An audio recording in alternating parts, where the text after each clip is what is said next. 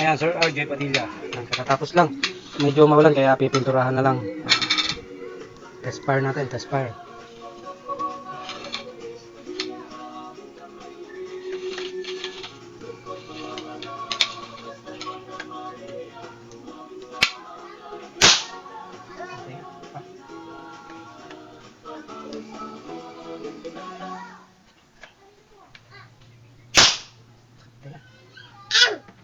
Galit.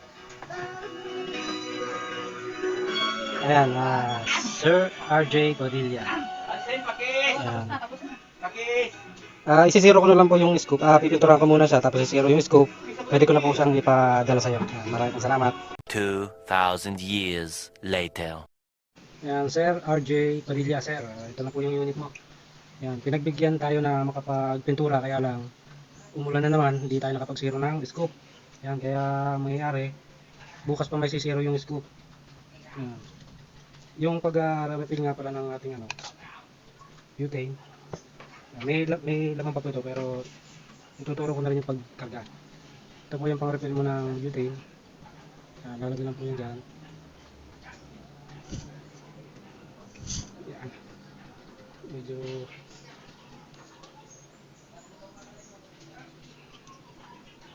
Yan.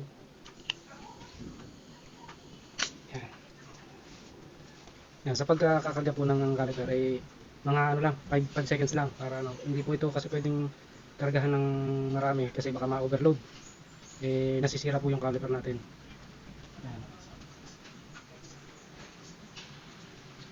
Hindi lang 1, 2, 3, 4, 5, 6, 7, 8, 9, 10. 5 seconds naging 10. Yung 5 seconds naging 10 yan. Ayan, dami na po. Ayan. Dami na. Bitin mo yan sa iya. Tapos kapag ibabalik po natin ito, ayan, may butas po yan dyan para makita yung paglalagyan, yung posisyon ng yung dulo. Ayan, may butas yan para masilip. Ayan. Tapos kapag puputukin, pag magkakagang butane, bubuksan ko muna itong ating exhaust. Ayan, pasingawan kasi yan. Yung ating bolt na yan ay double purpose. Bolt action siya, bolt, ito yung bolt lagay ng bala, tapos ito naman yung exhaust nya para kapag magpipisa ka ng butane yan, 1, 2, 3, 4, 5, tapos close, lock, lock na lock, ouch, yan, yan po siya kapag i-operate. Isisira ko na lang po yung scoop yan at kung gusto mo naman po may tutorial naman po ako sa pagsisiro ng scoop. Kung gusto mo, ibubukin ko na po ngayon para makarating na. Tapos, ikaw na lang po yung magsiro kung okay po sa'yo. Para matutunan mo rin po yung pagsisiro. Kasi pagka yung nawala din siya sa pagkakasiro, para may adjust mo na rin yung, yung scoop para alam mo na siya isiro. Kung okay po sa'yo. Pero kung hindi ka naman po nagmamadali pa, ay di sisiro ko po muna siya bukas. Tapos, saka ko ibubukin pag naisiro ko na. Isasend ko po yung video ng pag-firing, pag-sisiro, pagta-target. Yan, isasend ko po yung video bago ko i-booking para makarating na po siya. Yan, yun po, maraming salamat po. Sir RJ Padilla, sir. One eternity later. Yan, try natin kung kaya na nating tamaan yung target natin, maliit.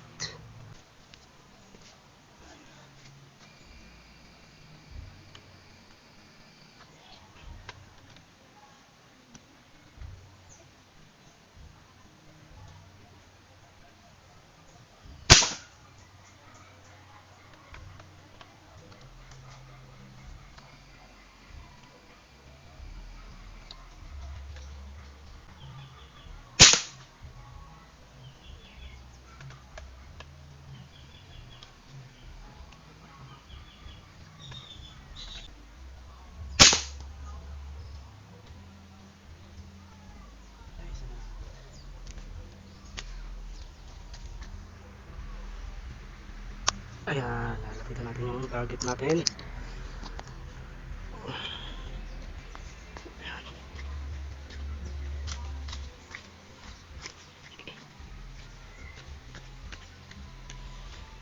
Ayan ang ating target na napakaliit.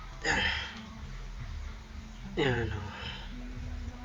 Ayan yung pinagsiruhan natin o. Ang lalapit ang tama nyo. Walang kawala. Tapos yung isang tinira natin, ayan na. May tuldok na tuldok lang yan pero napakalapit tumama sa gilid ng bullseye. napakaliit niyan. Oh, yung tuturo ko lang ang dulo niyan. Oh. Ganyan siya kaliit pero nakayanan natin patamaan ang gilid ng bullseye. Yan, kaya kahit i-headshot ang target talagang huli. Yan, lalo ito, napakaliit nito. Ayan. Ayan, Sir RJ. Ito na po ang iyong laruan. Ayan. Handang-handa ng isabak. Ayan, takpan na natin itong kanyang adyasan. Ayan, takpan natin.